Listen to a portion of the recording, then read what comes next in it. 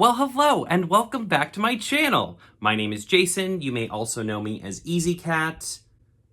That's really all there is to know. That's all the information you need to be here. Today, I'm going to be telling you everything that I read in January, and I'm filming this ahead of time, but my plan is to post this on January 31st, which is my birthday. So if that all went correctly, and things happened as they should, then happy birthday to me. If it's not January 31st and I'm posting this, then something has gone terribly wrong, and now I feel awkward and sad. We're just gonna hope everything goes right? We're just gonna hope for the best. I read a lot of good books in January, and I'm really trying to get behind this idea of not only reading like new releases. I sometimes feel so much like I want to tell you guys about new releases and have new release videos and things like that for TikTok and Instagram, and I think it is important, but I also think it's important to read stuff that I just really want to read that's a little bit older. So I did a little bit of both this month. I also read a ton of manga, which I'm not going to talk about too much in this video, but I am going to tell you all of the like books and novels and things like that that I read this month, and I'm excited because there's some really good ones and there are some really rough ones, and it's a mixed bag. You know, sometimes I get on here and every book is like, wow, it's so good, can't wait for you to read it. Or there was one month where I was like, wow, I really didn't like any book that I read this month, and that was no fun either. So it's fun when it's a little bit, you know, it's a little mixed up. Before we jump in, of course, make sure to like and subscribe. I think there's like a notification bell thing. I don't really know how YouTube works. I just push the play button on the camera and hope to God everything goes right. Let's just get started. Okay, so I started off January reading Fable by Adrienne Young. This is very much, I want to call it a pirate story, but it really isn't. It's kind of like a swashbuckling, like water-based merchant story. Yeah, I love the concept of this book, and I liked the characters of this book, and I liked where this book was going, but what I didn't like was how this book ended. Let me explain. I feel like there's this trend in young adult that is like progressively getting worse. So in my ideal world, in the world that is ideal to me, what I would love is if the first book in a series had a full story, all right? So when I think about this, I think something that a lot of people have seen that would understand what I'm talking about here is think about the original trilogy of Star Wars, right? A New Hope has an entire story. If they had never made another one, you would have still had a complete beginning, middle, end in that movie, right? But then when it was successful, then they made The Empire Strikes Back, and then The Empire Strikes Back has a cliffhanger because you know there's going to be another one, right? I feel like first books in series should have a complete arc. And if they want to have like little hints of what's to come, I think that's fine. But I say all that to say that Fable, I swear this book ends in the middle of arc 2. I don't even think we got to arc 3. And I think that's a problem, right? I posted my review of this on TikTok, and so many people were like, "Oh, I'm sure we'll like it more when the next book comes out." But I shouldn't need a whole other book to enjoy this one, which is currently out on the market. So I will read the next one. Don't get me wrong. I want to know what happens next. I'm invested. But I do think it's very much a problem that this book doesn't even really have like a climax. It's like maybe like 1.5, maybe 2 acts of a full story. And that's a little boggling to me. Like this, I need more. It's getting worse and worse and worse. There were several books I read last year where I felt like they kind of ended in the middle of Act 3 when I kind of wish they would have just given a little bit more before waiting for their sequel. This is the worst of that I've ever read. Like it really does not even have a complete story to get behind, and that to me is a problem. So I think this might be a series that once it's out, I will be excited about. But right now, I'm like, hello, you couldn't write another 50 pages to like give a little bit of like an ending. I don't know. I'm also going to mention, like, I really want to like Reese's Book Club because I like Reese Witherspoon, but I have now read, I want to say 6 or 7 Reese Book Club books, and I don't think I've liked a single one yet. What is that about? Maybe we just have really different tastes. I mean, that's a thing, right? Like, she and I could just have very, very different tastes. Like, maybe she reads books that, like, Easy Cat recommends, and she's like, ooh, that Easy Cat guy, I don't know about his picks. I like to think that Reese and I are on that level where we refer to each other's book clubs as if we live down the street from each other. Not even a chance. Not even a little bit. One can dream. Okay, so next up, I started getting into this series last year, and I really would like to maybe catch up with it by the end of the year, maybe, possibly. And that is, I read the next book in the Dresden Files series, Grave Peril by Jim Butcher. I really like this series. I think it's really fun. I think Harry Dresden might be the only, like, kind of misogynistic womanizer type character that I just still kind of like. Is that weird? I feel like every time we talk about Dresden Files, I have to like make a note of that he's kind of the worst, but I think because he is aware of it and he acknowledges that he's the worst, that I'm okay with it. I don't know. It's a very weird feeling reading this book and really liking Harry, but knowing that I shouldn't. But anyway, I really enjoyed this book. A lot of people mentioned that the third book in the series, which this one is when the story really opens up, and I totally agree. Now, that being said, I liked the first two, but this introduces so many other cool things. I think the story is just much more fulfilling, much more interesting, lots of really good twists and turns, excellent characters. Oh my God, the cast of this book is just so good. Like, this is the kind of like TV show that you want to watch, where you just love all the characters. It's so snarky. It's so funny. It's really great. The mythology and the world building is fantastic. I can't wait to read more of it. I went out after I finished this and I bought like one of the graphic novels. I bought the short story collections. I'm about to get very like into the Dresden Files, and I'm happy about that. I can't wait. All right, next up, I was kind of getting excited because I saw that the fourth book of this series was coming out and I never read any of it, so I decided to read Graceling. Graceling was a fine young adult fantasy book. I think, a lot of the world building and like the actual like fantasy story of this I thought was stuff that I really liked. I liked how they set up the world. I liked how they set up what the Gracelings are. So the Gracelings are essentially these people who are born with these like magical talent gifts, essentially that make them really good at something or even have like a supernatural power. I liked all of that. I feel like the book was maybe a little long. There was definitely points where I feel like the pace like really dragged. And I think probably my only big complaint about this book is I feel like it doesn't necessarily end. It sort of fizzles. So it does have an ending. It does have like a complete arc story, which I appreciate. Thank you. Again, let's mention that this did not come out in the past couple of years because I feel like that trend is more recent. This came out a little while ago, but I just feel like the ending wasn't exciting. I feel like the book just kind of was like, and now it is time to end the story. Like, it was just a little, the book doesn't like close. It like fizzles out. I'm definitely going to read the other two, or the other three. I have no idea how many books are in the series. I bought the next two. I have not bought Winterkeep yet, the one that just came out, but I will eventually. But I will read the other ones. I'm interested to see more of this world. And I feel like this is a very good basis for what could be a really cool story. And I'm willing to go on at least one more adventure with these characters and see kind of how they grow from there. All right, the next book we're going to talk about is actually a book that I read on early release. Penguin Teen was kind enough to provide an advanced reader copy through NetGalley. So next up I read Last Night at the Telegraph Club by Malinda Lo. This story takes place in the 1950s.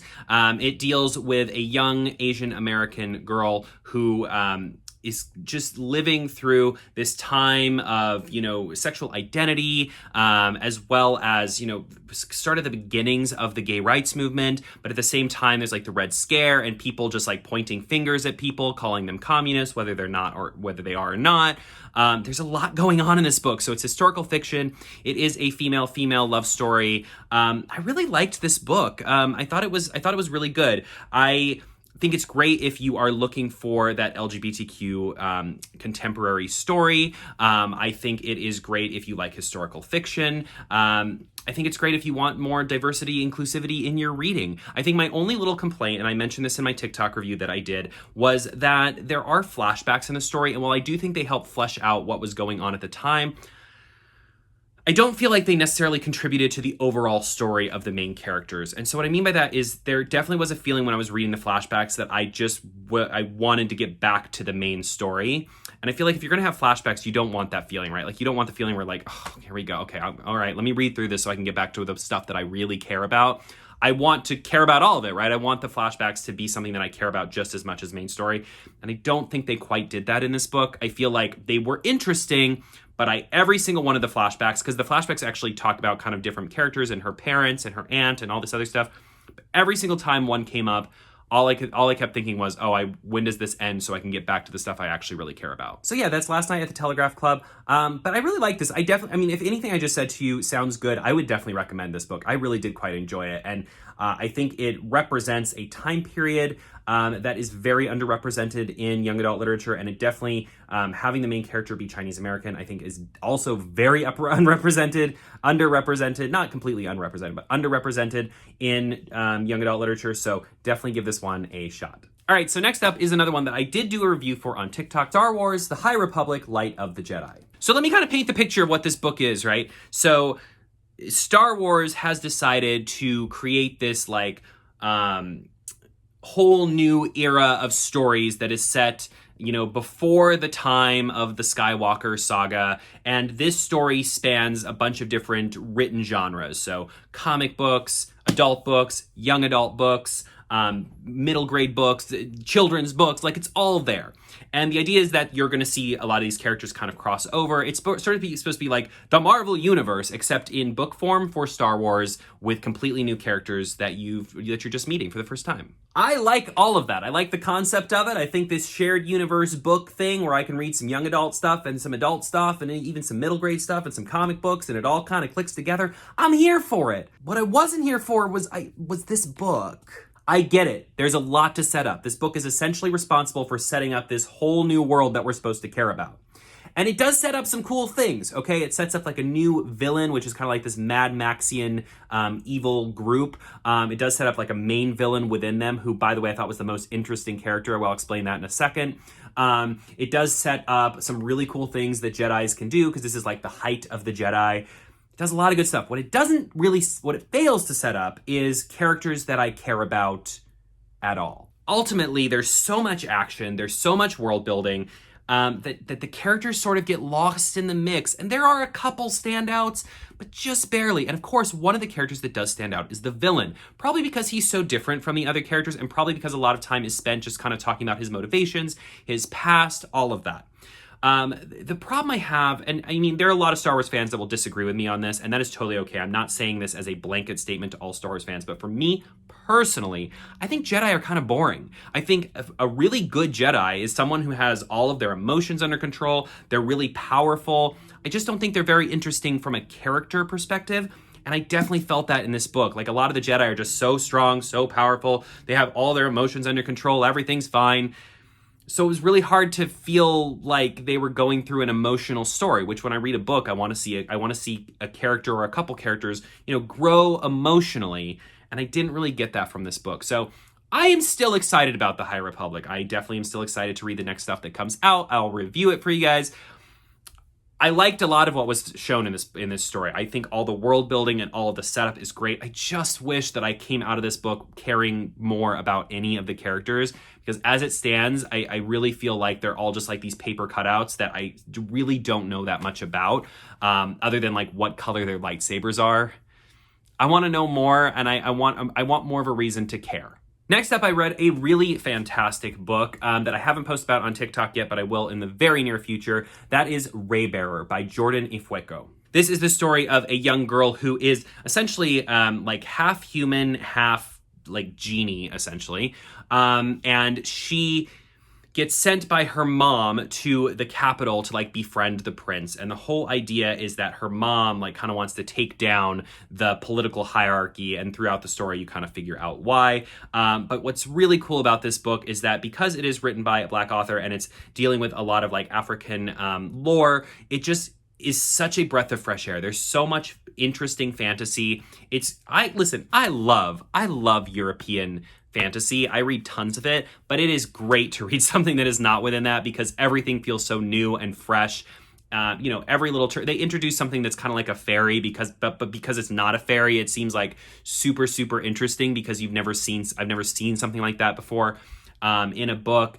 Different kinds of magic. I loved the characters so much. I feel like a lot of young adult I've read lately has had really cool world building, really cool worlds, but I've had a hard time connecting with the characters as much.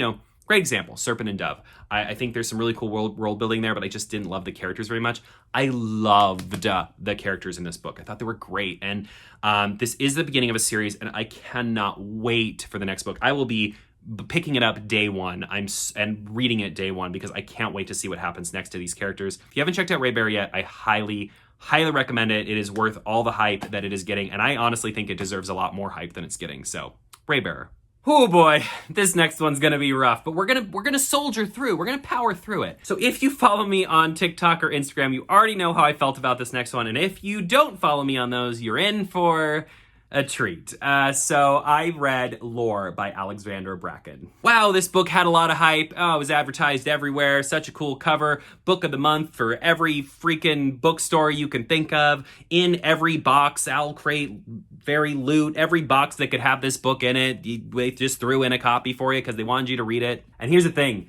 I really did not like this book. This book was a struggle for me to get through for so many reasons. First of all, the book definitely assumes that you already have a really intricate working knowledge of Greek mythology. And listen, I have read Percy Jackson, but I am long out of high school. I do not have this like inner working of Greek mythology. I'm not saying I needed a whole bunch of info dumping, but I could have used just a little to really care about all these name drops. There was just like tons and tons of Greek mythology name drops that I feel like, and I didn't care because I didn't know what all those things were. And I guess I could have looked it up, but I just feel like I do kind of believe the book should be doing some of that work for me, right? Like I don't want to do homework to enjoy a young adult book, right? This isn't like a Nobel winning book. This is a young adult story. I don't want to do homework to enjoy it.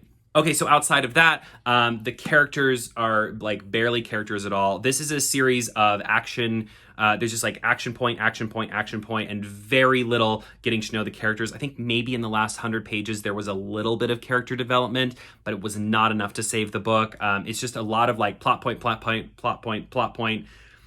These characters are really strong. These characters are really strong. These characters are even stronger than these characters. It just feels so superficial, and I just was so not interested. And on top of all of that, there is very little diversity in the book. There is one character who is gay, and when I tell you he is the most tokenistic gay character that you can have in a type of book like this, like I swear he was made gay just so that the author could say that she had some diversity in this book. And then of course, he has feelings for the only other like gay character in the book. Because of course, right?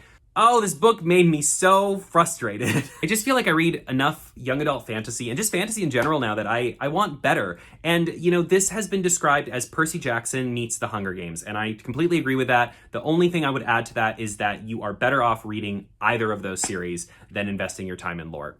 Sorry. I just want to put one little last pin in this. So review-wise, there have been a lot of people who have really, really loved lore. So please keep in mind, as I tell you all of this, it is all my personal opinion. There are plenty of people who liked the book. If you are interested in seeing the other side of the things I just talked about, definitely check out Goodreads. There are tons of 5-star reviews. You can see what people liked about it, and then you can make a decision on your own whether you want to read it or not. Because Easy Cat, Jason, whoever the heck I am, I will never tell you to not read a book because I didn't like it or because I didn't think it was good enough. What I will tell you is that I didn't love it, and I would advise maybe doing a little bit more research and seeing what other people did love about it before you jump in. And maybe you will love it. I've seen plenty of reviews that loved it, hated it, and they're all for different reasons. So if you still are after everything I said, if you're still interested in lore, I definitely recommend doing some research and seeing if maybe it is for you, right?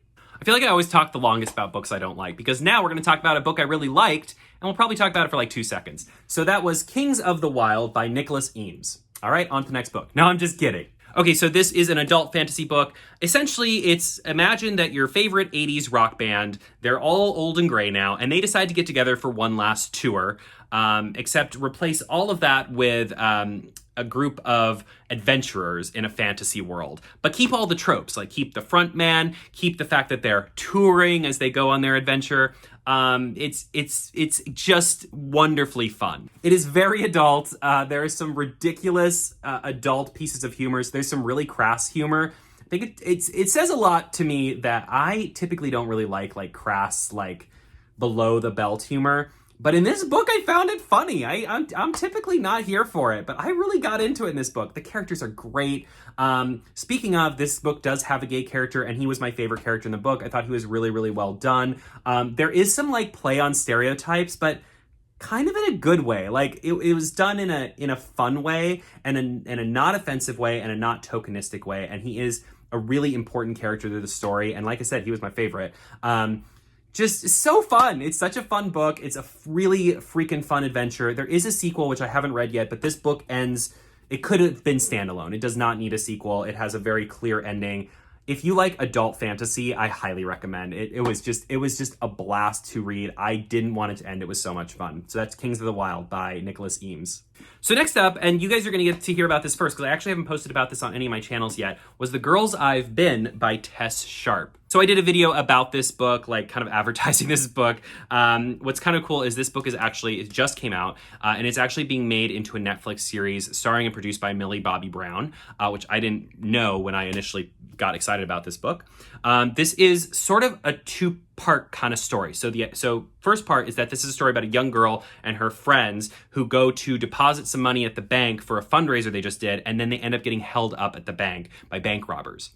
Okay, so that's part one. But also what you find out about this girl is that as a child, her mom basically like trained her to be a con artist and made her change her identity a bunch of times as they were like, her and her mom were like conning a bunch of like really rich men.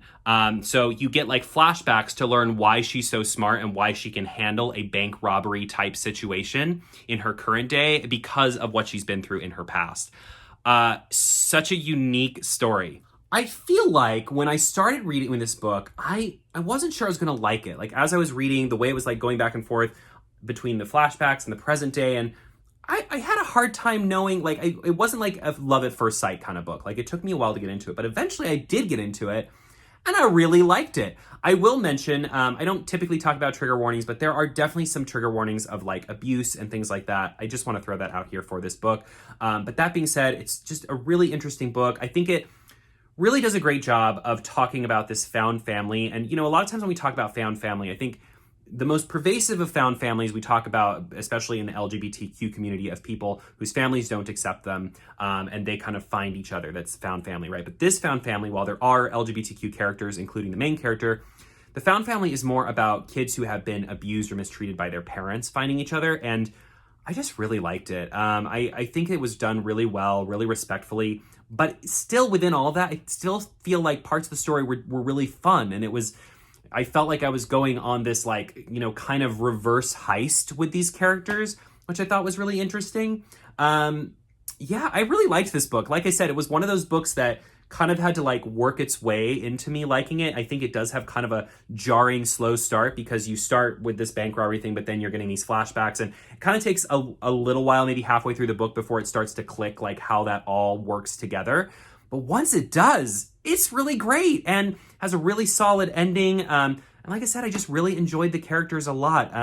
This is not a book that I thought that I would enjoy as much as I did, and then I ended up really enjoying it. So I would check it out if you like contemporary, if you like that con artist type thing, if that idea of found family sounds really good to you and you want to see more of that. Definitely check out The Girls Ive Been. I'm really excited for the Netflix series now. Like, I had found out about the fact that it was a Netflix series, going to be a Netflix series, before I read it. And I was like, well, I'll want to read it because then I'll be interested, you know, then I'll want to see the show and see how they compare. When I got done, I was like, oh, I can't wait to see the series because I think it'll make a really good series. So check it out. The Girls Ive Been by Tess Sharpe.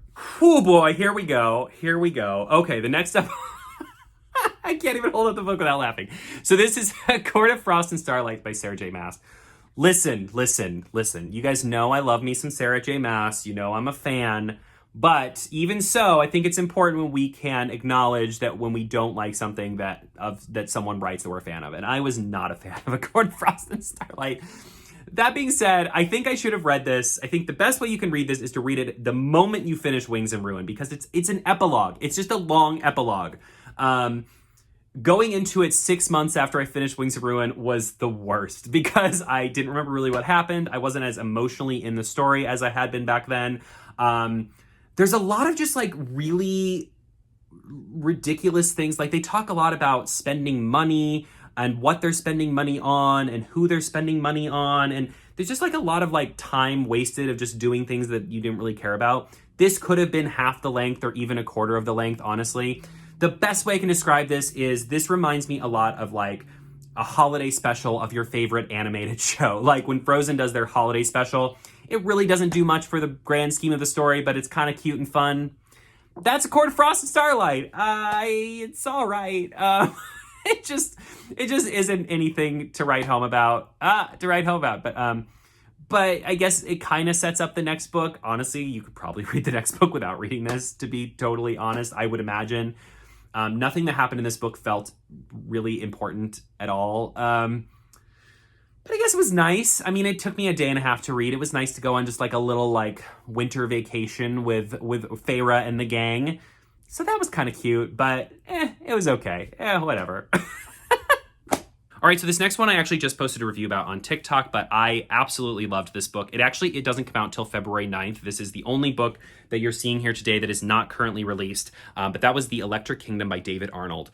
Holy bananas, this book was really good. So this is basically a story about this post-apocalyptic world where these like evil man-eating flies have devoured a bunch of people and basically brought around the collapse of society. And this is a story about the last like few humans that are surviving in this certain area, like in the northeast of the US. But it's also about a lot more than that. It's about like fate and like almost like prophecy and philosophy and you can see on the cover here, so I don't think it's too much of a spoiler, but one of the main characters, she and her dog are like going on a journey to find a magic portal. It's a really weird book, but oh god, it's so good. I don't know.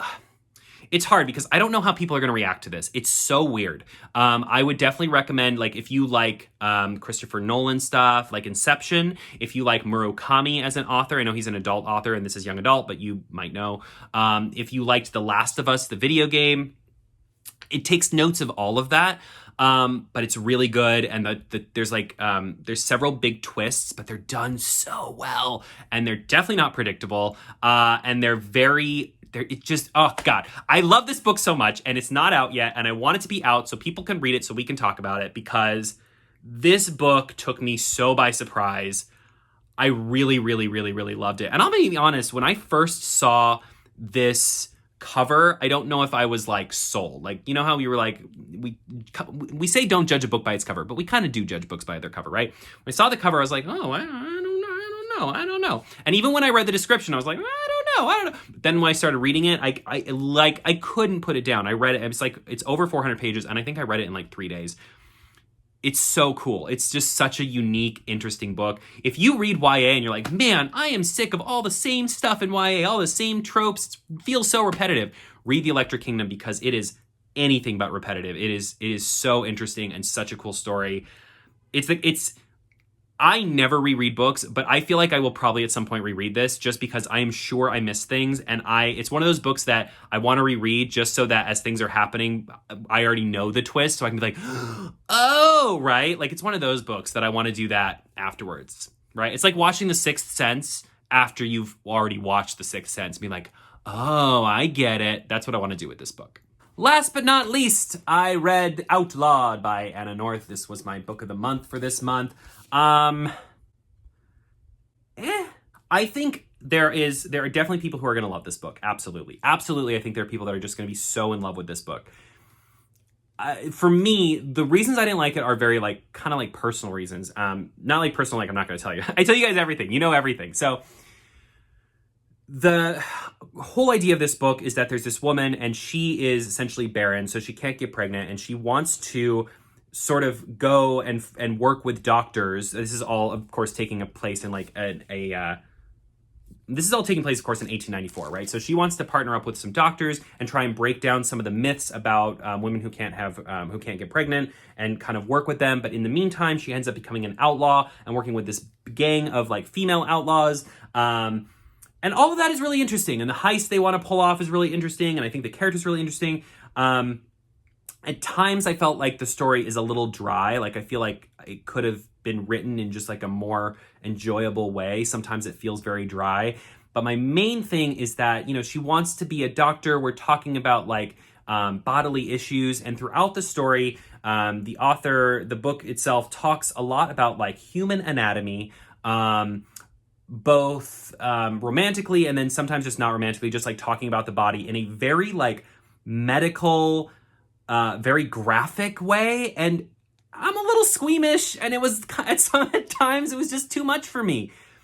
Like I said, totally personal. It's not something that I think, you know, there are books I read and I say, I think a lot of people will not like this book because of this, right? But this, I think, is something that's really more on me. There was a lot of it. There was a lot of talking about human body parts, but in like a very like medical-y kind of way.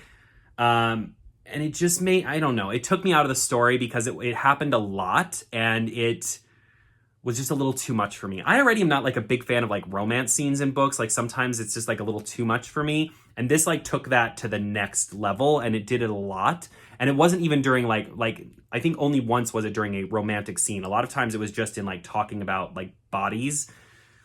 And I didn't, I'm trying to talk about it in the most like YouTube friendly way, but I hope you understand where I'm coming from. So for me, this book just was not for me, but I absolutely think that if you're looking for that like female led, really feminism driven Western, I think it does that part really well. It's just some of that other stuff was just, obviously the book is very much written for adults, which I am an adult, but even so, it was just a little too much for me. So just keep that in mind when you read this one. And that's all the books I read in January. How fun was that? I feel like it was a really good month. I read really diverse set of books from very different kinds of stories. I love that I didn't just read all fantasy or all contemporary. There was like a good mix. There was a lot of like young adult, a lot of adult. I really hope that this sets up my entire 2021 of just having just this amazing mix of literature, because that's the kind of reader I want to be. You know, I talk about diversifying your bookshelf, and I think that means a lot of things. I think it means reading diverse authors, but I also think it means just like reading diverse stories in general, whether those be Westerns or fantasy or weird stories about searching for portals at the end of the world. Or I hope that my 2021 is filled with unique stories like I read this month, because it was just such an amazing month of reading for me, and just I just loved it. It was so good. Such a great way to start off the year, right? So thank you so much for watching this video. I will have a couple more videos out sometime within I don't even know what day it is, because like I said, I'm recording this early. Normally I would record this on the last day of the month, but because that day is my birthday and I'm expected to like have fun, I'm recording this early. So I don't know what day of the week it is, but I hope you're having a great day, whatever day it is. And I hope that you had a great reading time in January. Let me know if you enjoyed any of these books I talked about. I hope you have an amazing February. I can't wait to see what I read in February. Make sure to like and subscribe. I hope to see you back here again as we talk more about books and all the fun things we're reading. And of course, as always, happy reading.